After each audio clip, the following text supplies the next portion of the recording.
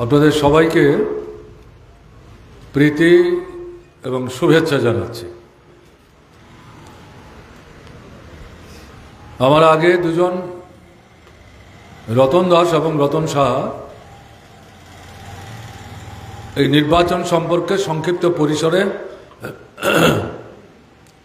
প্রাসঙ্গিক কিন্তু গুরুত্বপূর্ণ বিষয়গুলো তুলে ধরবার চেষ্টা করেছে। আমি অল্প সময়ে আমার কথা শেষ করব। প্রথম যে কথা, ত্রিপুরার অর্থনৈতিক অবস্থা বিজেপি সরকার রাজ্যে আসার পর খারাপ থেকে খারাপ দিকে যাচ্ছে। সবচেয়ে খারাপ অবস্থা ভোগ করছেন গ্রামের মানুষ। কাজ নাই,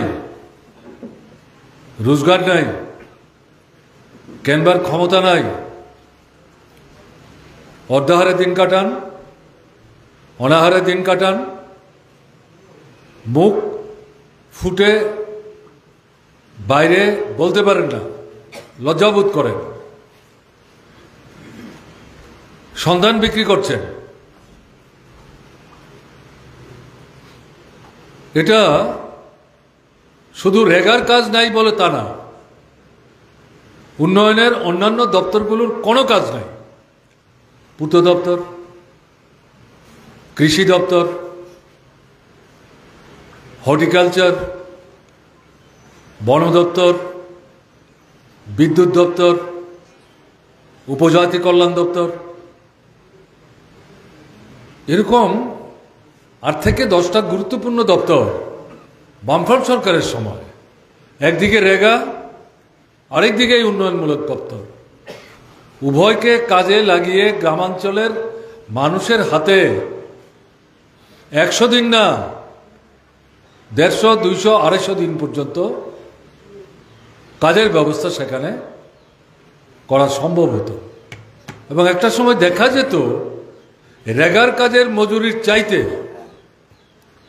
অন্য উন্নয়নমূলক দপ্তরগুলোর যে কাজ ঠিকাদারদের মাধ্যমে করানো হচ্ছে, রাস্তার কাজ থেকে শুরু করে বিদ্যুৎ, পানীয় জল ইত্যাদি সমস্ত কিছু বেশি মজুরি পায়। রেগার কাজে অনেকে যেতে চাইতেন না। অনেক কাজের সঙ্গে চাল এবং মজুরি দেওয়া হতো। চাল বাজারেই বিক্রি করে দিতেন, কারণ তার চালের প্রয়োজন নেই। মজুরি যা পাচ্ছেন, আগেই যা ব্যবস্থা করেছেন, এই চাল বাড়িতে নিয়ে যাওয়ার দরকার নেই, এটাই বিক্রি করে দিতেন। ব্যাংকে কম করে হলেও কিছু কিছু টাকা প্রত্যেকটা পরিবার সাশ্রয় করতেন। এখন গোটা পরিস্থিতিটা পাল্টে গেছে। এটা মনে করার কোনো কারণ নেই। যারা বামফ্রন্ট করেন, মার্ক্সবাদী কমিউনিস্ট পার্টি করেন, তাদের জন্য এই সমস্যা। বিজেপি অল্প কিছু লোককে বাদ দিলে পর, সমগ্র মণ্ডল না, মণ্ডলের নেতা, এরকম অল্প কিছু হাতে গোনা বাদ দিলে পর বিজেপির যারা সাধারণ সমর্থক, কংগ্রেস ছেড়ে যারা বিজেপিতে গেছেন, বামফ্রন্ট সমর্থকের একটা ছোট্ট অংশ তো বিজেপিতে গেছেন, প্রলুব্ধ হয়ে তারা ওই সমস্যার সম্মুখীন হচ্ছেন। আর বিজেপির পুরনো যারা, তাদের মধ্যে যারা গরিব, মধ্যবিত্ত, নিম্নবিত্ত, তারাও কিন্তু এই সমস্যার সম্মুখীন হচ্ছেন। এরকম তো ছিল না বামফ্রন্ট সরকারের সময়ে। অনাহার মৃত্যু বন্ধ হয়েছিল, সন্তান বিক্রি বন্ধ হয়েছিল, কাজের জন্যে ত্রিপুরা ছেড়ে অন্য রাজ্যে যাওয়া, সেখানে গিয়ে মৃত্যুবরণ করা, মৃতদেহ বাড়িতে ফিরিয়ে আনা যাচ্ছে না, এরকম ঘটনা তো ঘটেনি। এখন আচ্ছা, এই সমস্ত ঘটনা ত্রিপুরায় ঘটে চলেছে। খোঁজ নেওয়ার কোনো লোক নেই তো, না সরকার না প্রশাসন। পঞ্চায়েত, ব্লক ছিল মানুষের ভরসাস্থল। শুধু পরিকল্পনা তৈরি করা না, পরিকল্পনা রূপায়ণের জন্য যে টাকা পঞ্চায়েতের মাধ্যমে আসতো, একদিকে উন্নয়ন এবং এই কাজে অংশগ্রহণ করেই তো মানুষের হাতে পয়সা যেত। যে কোনো বিপদে আপদে, এটা প্রাকৃতিক দুর্যোগই হোক, যে কোনো দুর্ঘটনাই হোক, শেষ নির্ভর পঞ্চায়েত প্রধান অথবা ব্লকের মেম্বার কিংবা ব্লকের চেয়ারম্যান, চলো ওখানে যাই। কাজেই বামফ্রন্ট সরকারের সময়ে ব্লক পঞ্চায়েত মানুষের পাশে দাঁড়িয়ে বিপদ থেকে মানুষকে রক্ষা করার জন্য দায়িত্ব নিয়ে কাজ করত। এই যে পঞ্চায়েতের যে মানবিক মুখ, জনদরদি যে অবস্থান, এই সমস্ত কিছু ধ্বংস করে দিয়েছে। পঞ্চায়েত এখন লুটের একটা মৃগয়া ক্ষেত্রে পরিণত হয়েছে। বিশেষ করে 2019-এ তারা যখন 18 সরকার তৈরি করার পর মার্ক্সবাদী কমিউনিস্ট পার্টির অফিস ভাঙা, আগুন দিয়ে পুড়িয়ে দেওয়া, অফিস জবরদখল করা, লুট করে নিয়ে যাওয়া, একের পর এক বাছাই করে আমাদের যারা কর্মী, বিশেষ করে যারা উঠতি বয়সের তরুণ যুবক, তাদেরকে খুন, এলাকা ছাড়া করা, সব কিছুর পরে তারা চেষ্টা করলো বামফ্রন্ট সরকারের সময় যে পঞ্চায়েতগুলি তৈরি হয়েছিল তৎক্ষণাৎ ভেঙে দেওয়ার দুঃসাহস দেখায়নি, জবরদস্তি করে দল বদল করে বিজেপির দিকে নিয়ে যাওয়া, অথবা কোনো কোনো জায়গায় পদত্যাগ করিয়ে সেখানে ভোট করা যায় কিনা। খানিকটা সাফল্য পেয়েছে, ব্যাপকভাবে সাফল্য পায়নি। এই করতে করতে একটা সময়ে 2019-এর ত্রিস্তর পঞ্চায়েতের সাধারণ নির্বাচন চলে আসলো। এই যে মাঝের অভিজ্ঞতা, এত কিছু করার পরেও কেন্দ্র বিজেপি সরকার, রাজ্য বিজেপি সরকার, কিন্তু পঞ্চায়েতগুলি দখল করা গেল না। ভয়ভীতি প্রদর্শন করেও তারা বুঝতে পারল যদি 2019-এ পঞ্চায়েতের নির্বাচন হয়, এগুলো অধিকাংশ তাদের হাতছাড়া হয়ে যাবে, এগুলি ফিরে আসতে পারবে না। কাজেই এই ভোটে যাওয়ার সাহস হারিয়ে, মানুষের সামনে দাঁড়াবার সাহস হারিয়ে তারা এই ভোটটাকে প্রহসনে পরিণত করলো। 100টা আসনের মধ্যে 96টা আসনে প্রার্থীদের দাঁড় করাতেই দিল না। অধিকাংশ আমরাই দাঁড়াতাম, দাঁড়াতেই দিল না। বাকি যে 4 ভাগ, এগুলো তো ভোটের নামে প্রহসন। তারপরে যা ভোট হলো, গণার টেবিলে বিরোধীদের যারা ভোট গণতে গেছিলেন তাদেরকে গলা ধাক্কা দিয়ে গণার ঘর থেকে বের করে দিয়ে দখল করেছে। আসলে 100 ভাগই তারা দখল করেছে। এটার অর্থটা কি? এটার অর্থ হচ্ছে জনগণের উপর বিশ্বাস হারানো।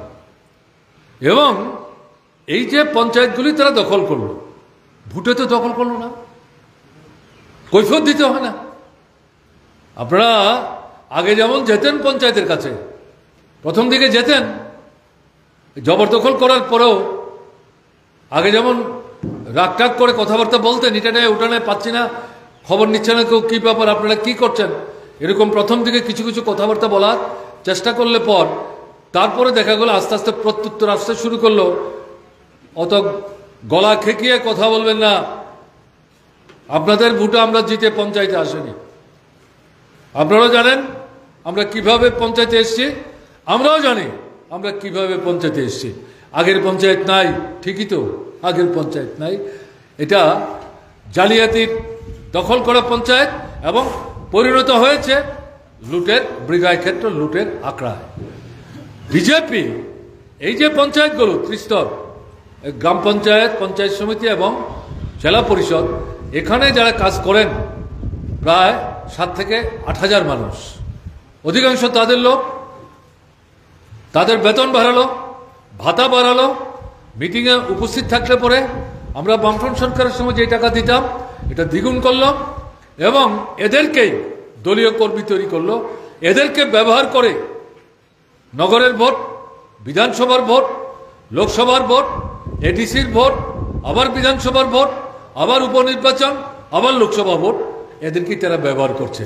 এবং এরা বাধ্য, কাজ করতে না চাইলে সেখানে পরিষ্কার হুমকি, কার টাকায় খাচ্ছ, এই যে লুটে পুটে খাচ্ছ, এই সুযোগ তো আমরা তোমাদের করে দিয়েছি।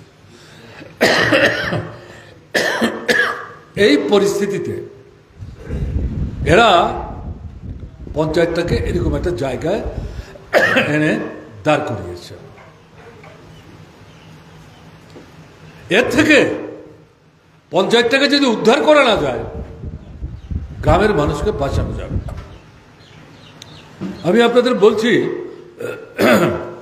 গত পরশুদিন আগরতলায়, আপনারা খবর যারা রাখেন তারা জানেন, কেরালাতে ভূমিধস হয়েছে।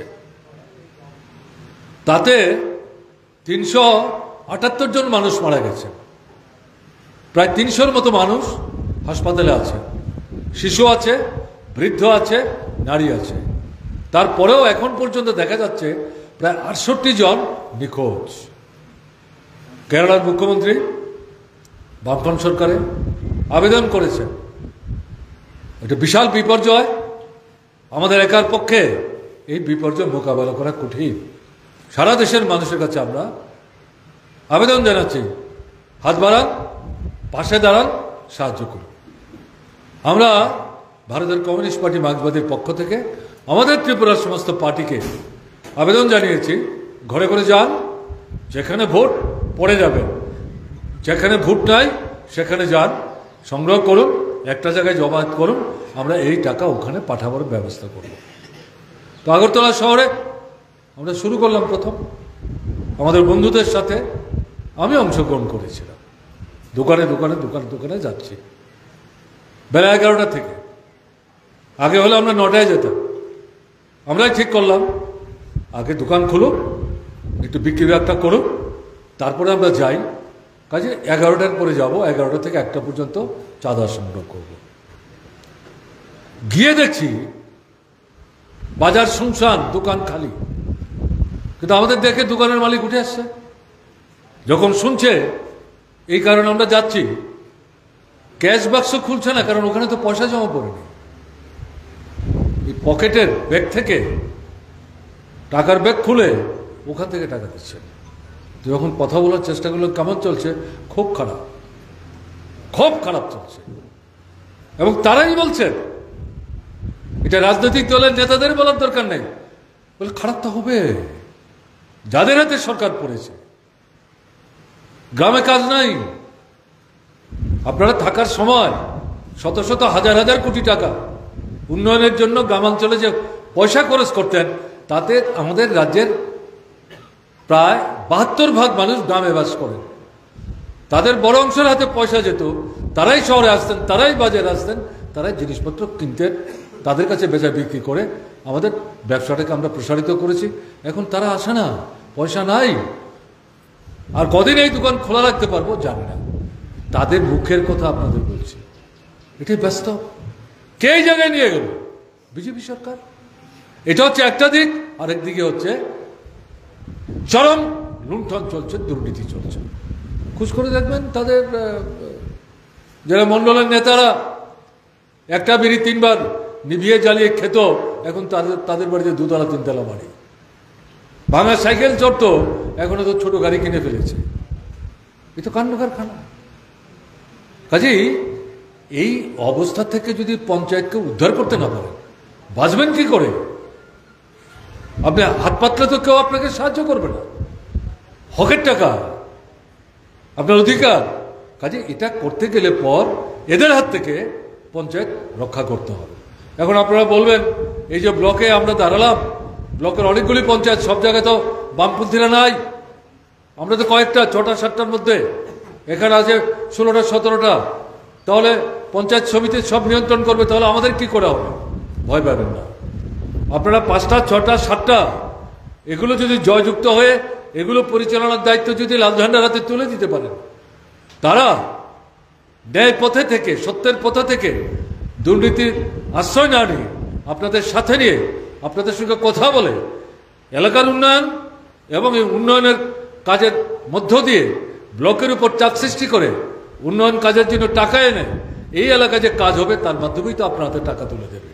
এবং এটা যদি আপনারা এই ব্লকের 4টা 5টা 6টা 7টা যেখানেই বামপন্থীরা জিতে পুরনো কায়দায় পরিবর্তিত পরিস্থিতিতে নূতন উদ্যমে আপনারা কাজ শুরু করবেন, অন্যান্য জায়গায় যেখানে দাঁড়াতে দিল না, বিজেপি ভোটটা করেই দখল করেছে, ওখানেও দেখবেন, ওখানে তো দখল করেছে, অল্প কিছু লোক লুট করবে।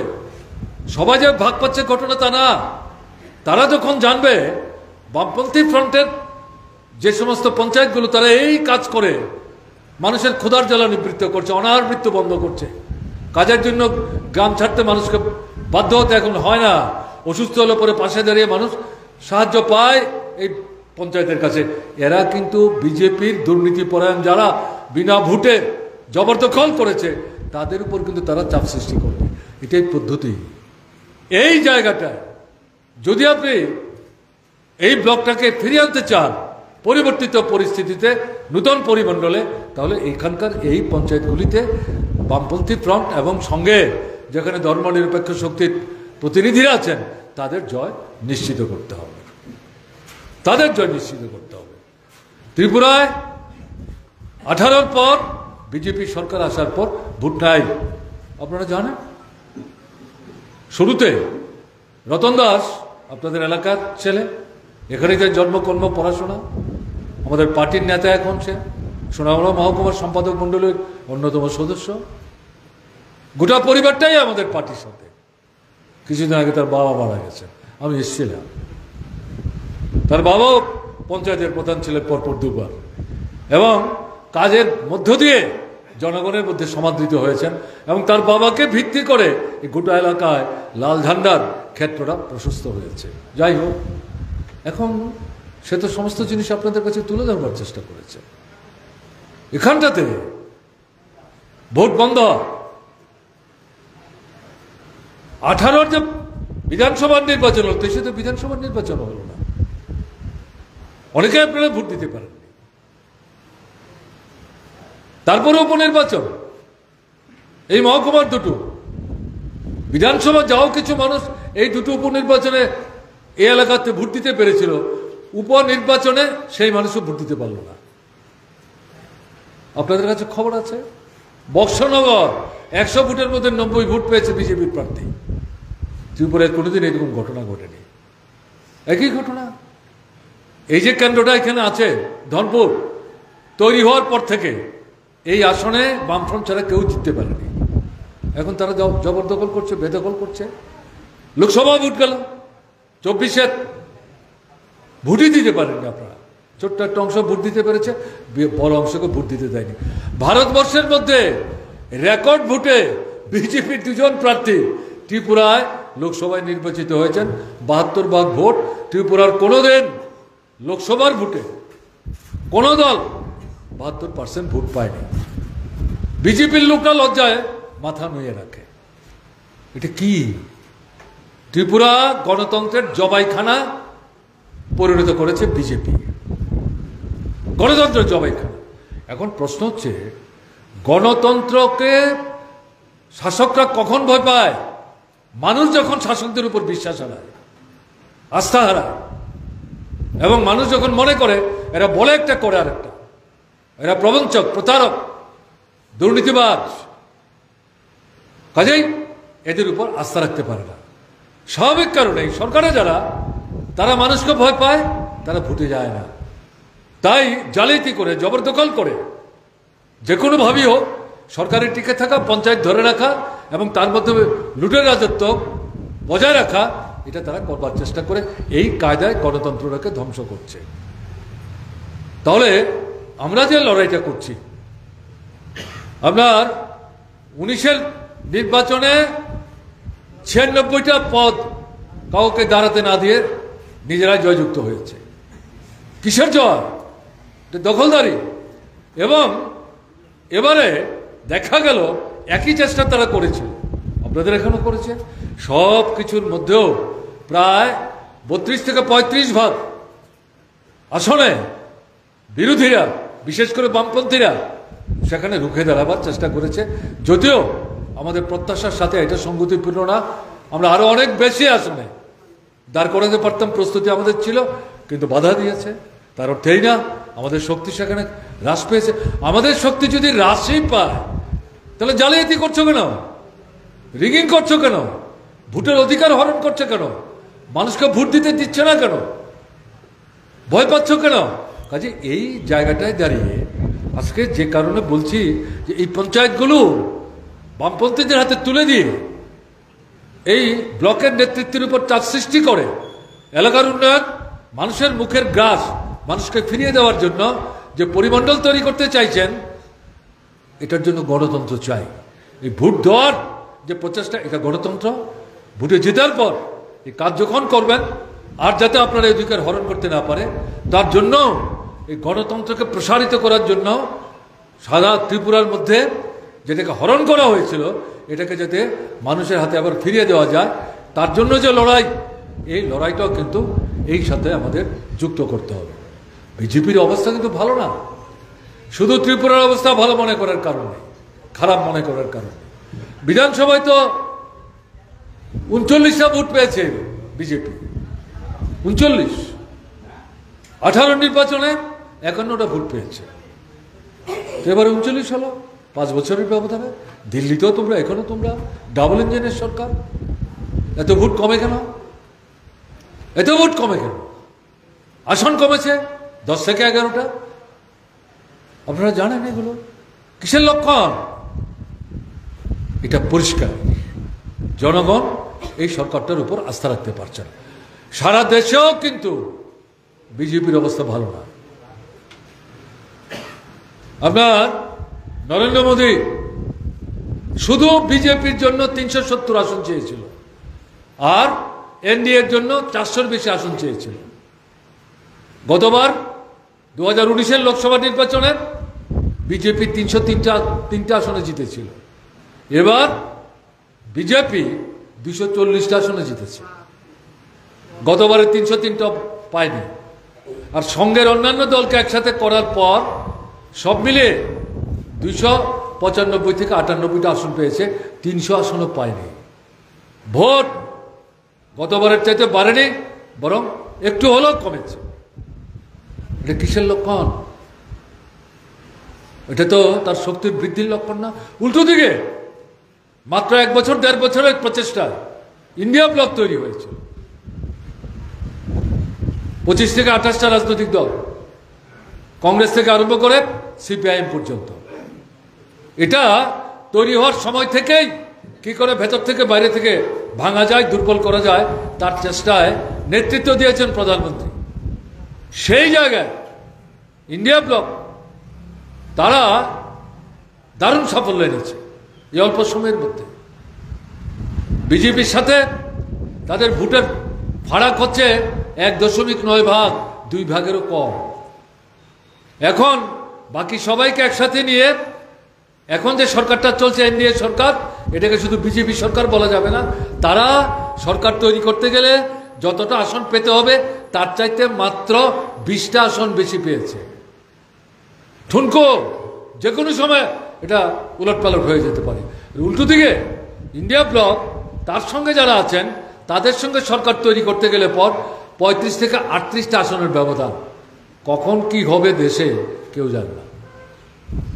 এটা কিসের লক্ষণ? কাজেই আত্মবিশ্বাস হারাবেন না। এই যে বিজেপির লোকরা, আমি দেখলাম আজকে পত্রিকা খুলে অমিত শাহ বলছেন 2029 সালও এনডিএই নাকি সরকার আসবে। আরে সবেমাত্র তো 2024, আগে এই বছরটা শেষ করো না, তারপরে তো আরো 4 বছর। এখন থেকেই 5 বছরের গান এখন থেকে গাইতে আরম্ভ করেছে এখনো। এটা কিসের লক্ষণ?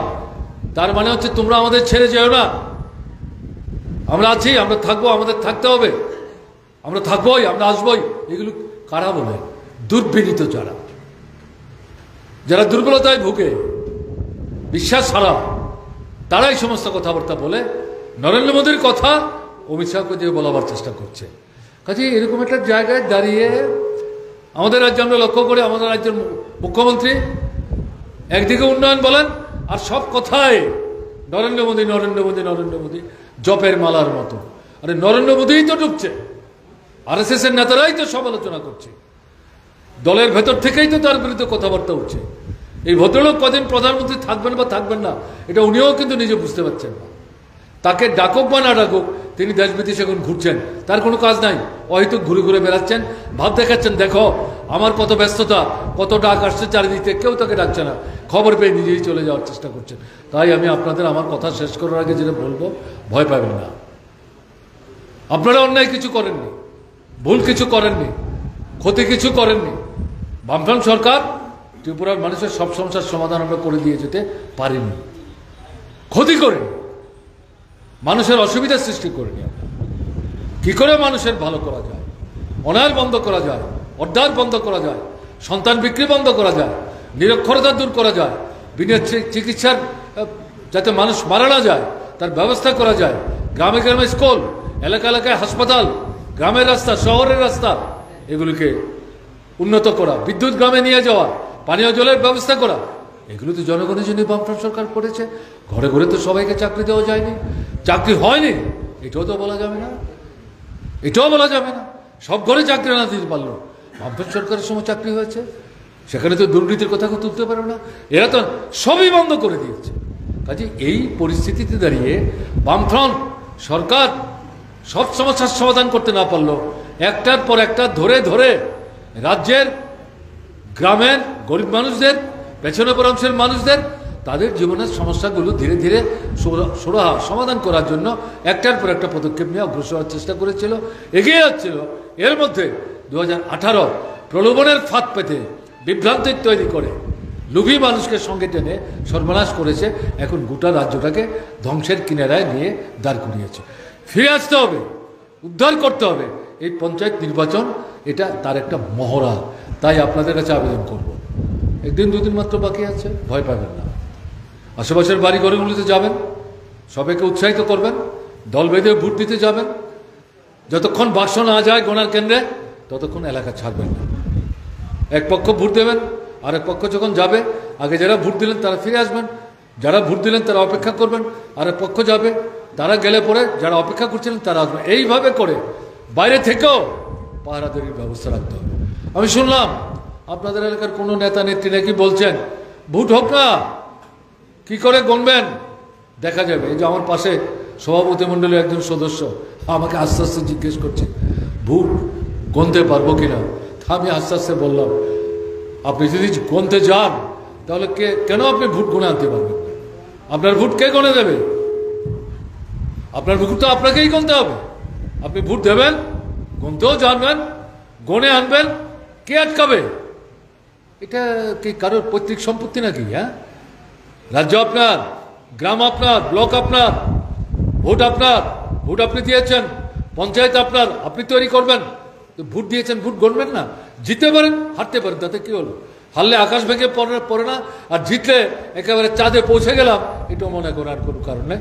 ধীরে ধীরে আমাদের অগ্রসর হতে হবে, বিশ্বাস রাখতে হবে। হিন্দু, মুসলমান, বৌদ্ধ, খ্রিস্টান, নারী, পুরুষ মিলে এই অবস্থাটা মোকাবেলা করে ত্রিপুরায় একটা নতুন পরিমণ্ডল তৈরি করার চেষ্টা করতে হবে। গোটা ভারতবর্ষে বিজেপির দুঃশাসনের অবসানের জন্য বৃহত্তর লড়াইয়ের প্রস্তুতি শুরু হয়েছে। কৃষক আবার মাঠে নামছে, শ্রমিক আবার মাঠে নামছে, ছাত্ররা লড়াই করছে, যাদের লড়াই মাঝখানে দুর্বল হয়েছে, যুবকরা রাজ্যে রাজ্যে লড়াই করার চেষ্টা করছে, শিক্ষক, কেরানি কর্মচারী, ব্যাংকের কর্মচারী, তারা লড়াইয়ের ময়দানে নামছেন। কাজে এই জায়গায় দাঁড়িয়ে নতুন পরিমণ্ডল তৈরি হচ্ছে সারা দেশে। ত্রিপুরার থেকে নিজেকে আলাদা রাখতে পারে না। ত্রিপুরায়ও সমস্ত প্রতিকূলতার মধ্যে লড়াই থেমে নেই। গ্রামে একটু তুলনামূলকভাবে হয়তো কম, কিন্তু শহরাঞ্চলে এই লড়াই চলছে। এই পঞ্চায়েতের নির্বাচনের মধ্য দিয়ে গ্রামাঞ্চলেও আগামী দিনে বেশি অংশের মানুষকে লড়াইয়ের ময়দানে সামিল করে এই দুঃশাসনের অবসান ঘটাবার ক্ষেত্রে আপনারা গুরুত্বপূর্ণ ভূমিকা নেবেন। এই আবেদন, এই বিশ্বাস আমি ব্যক্ত করে, এই আবেদন জানিয়ে আপনাদেরকে অভিনন্দন জানিয়ে আমি আমার কথা বলা শেষ করছি। ভালো থাকবেন, আমার নমস্কার নেবেন।